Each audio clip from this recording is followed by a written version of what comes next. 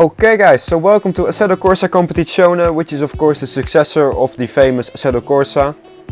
I have been playing this over the last few weeks with a friend of mine, and I have to say that I have been absolutely blown away by how good the racing is in this game. So today we have a GT3 race at Monza. We're starting in P13 because I didn't set a lap in qualifying. So let's put on the correct race setup and correct fuel. I just didn't know what kind of video to make for today, so I just went with this because I just really like racing in ACC. Okay, so I'm going to teach you a life hack as well now. You can see the session is about to start. We have a rolling start, like actually the same way we do in karting. So let's see when we can take off. There we go.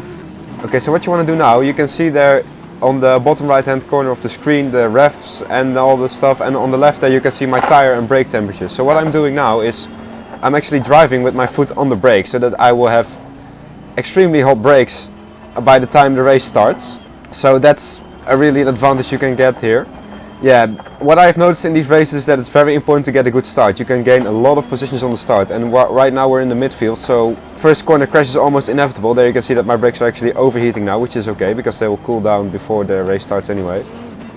So here we have to, you can see it's kind of a mess that people are not on the correct spot. Let's see what we can do. Green light, go, go, go. Green, green, green, let's go. You can see that we actually got a decent start there. We're slipstreaming behind this Mercedes now. That Porsche over there got an absolute shocker. Car on the left. Clear on the left. See if we can get to the outside. It's so busy and so dangerous here.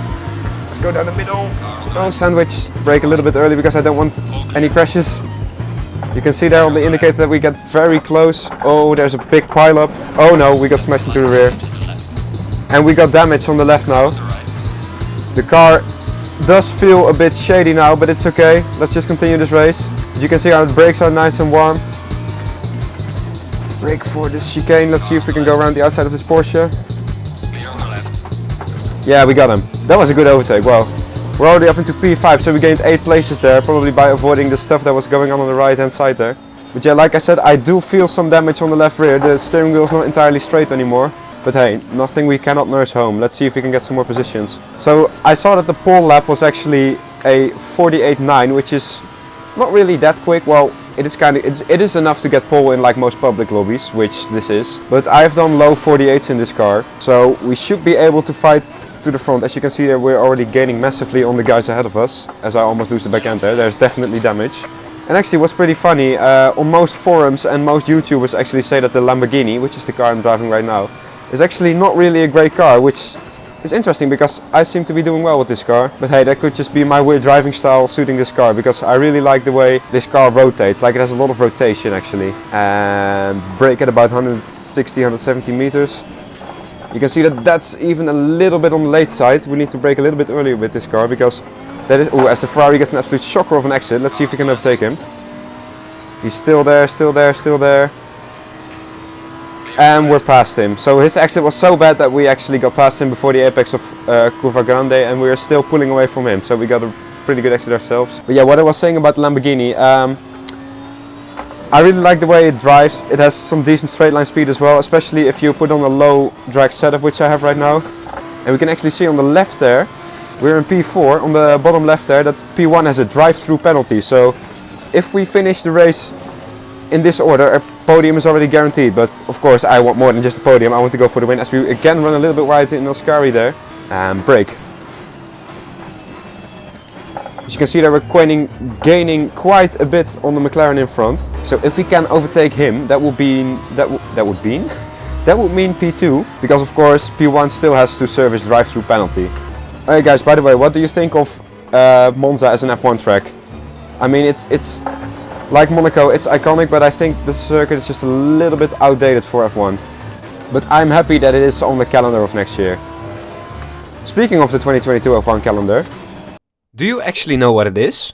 Well, I do, thanks to today's sponsor. So today's sponsor is called Autosport Merch. They're a small business located in St. Petersburg, Russia, and they sell, well, Autosport merch. From things like super cool t-shirts to F1 Monopoly, and of course this super cool calendar. So this calendar might seem like a normal calendar with Formula 1 pictures, but included with it comes this sheet of stickers with which you can mark the dates of the F1 races in 2022. Also, you can mark the birthdays of your favorite F1 drivers. I think this thing looks really cool and it will definitely be in my room for the next year. Also, the quality of this thing is absolutely insane. It feels very decent, the paper is nice and thick, and the pictures are in a really good quality.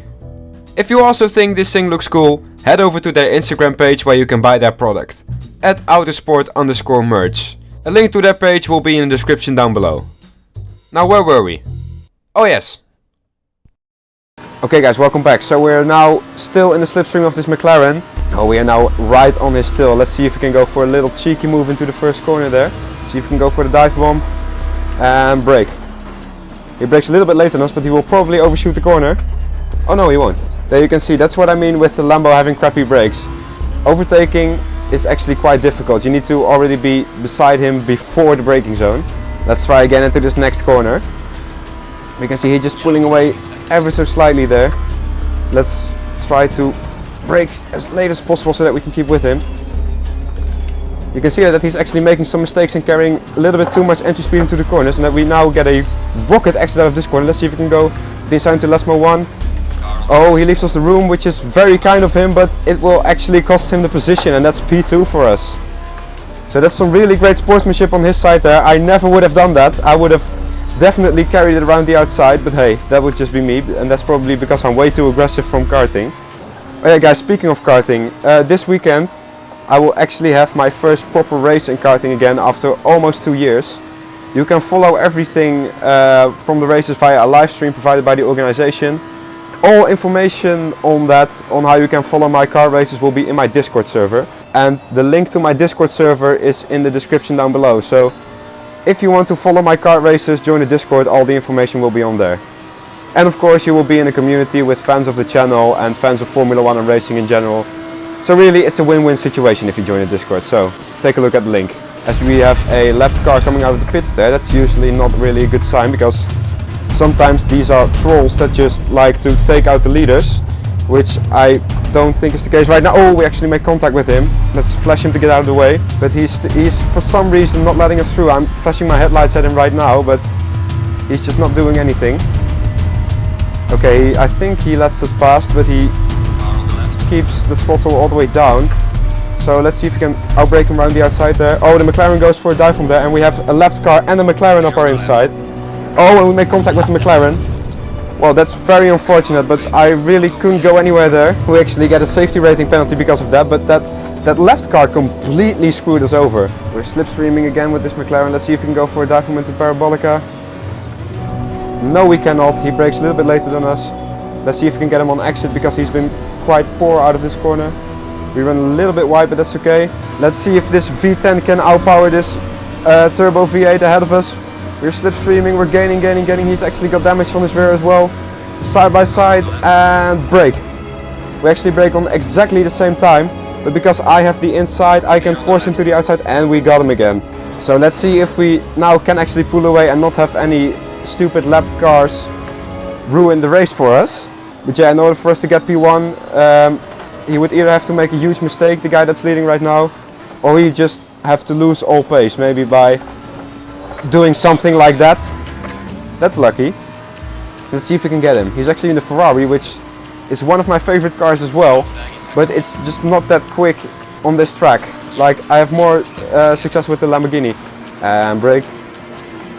The McLaren goes for a dive bomb, but he brakes way too late. We actually have to avoid him and lose the back end there. I don't know what he was thinking, but that was a really stupid move on his side. Which I don't know, this McLaren really wants his position back, even though he's... Like, a move like that's just suicidal. You can destroy both of our races. And he again goes for a dive bomb. He's definitely going to overshoot the corner now. Yep. Wow. That was extreme, but we actually get P1 because of that.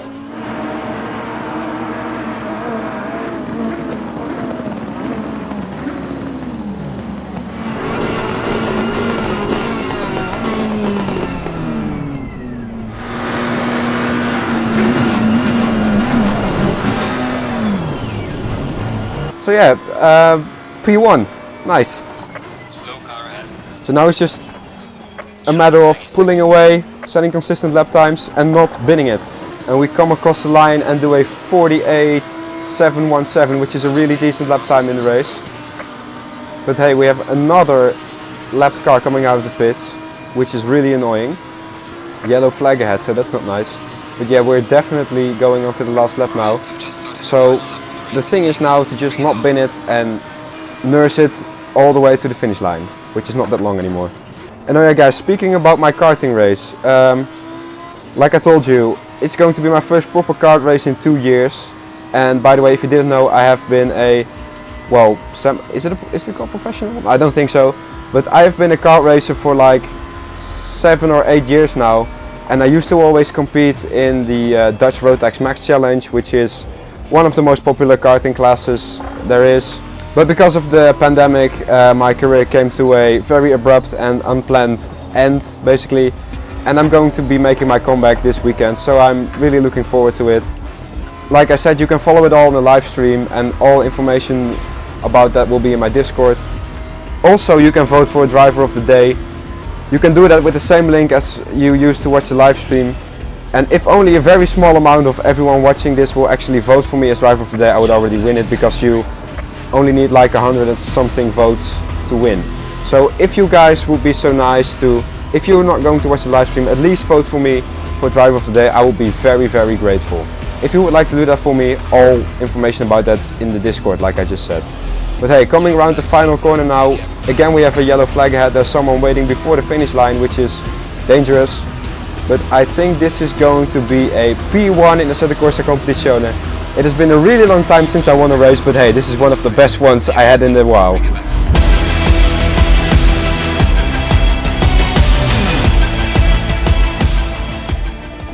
Okay guys, so that race was absolutely crazy. I really enjoyed it. I also really enjoyed making this video.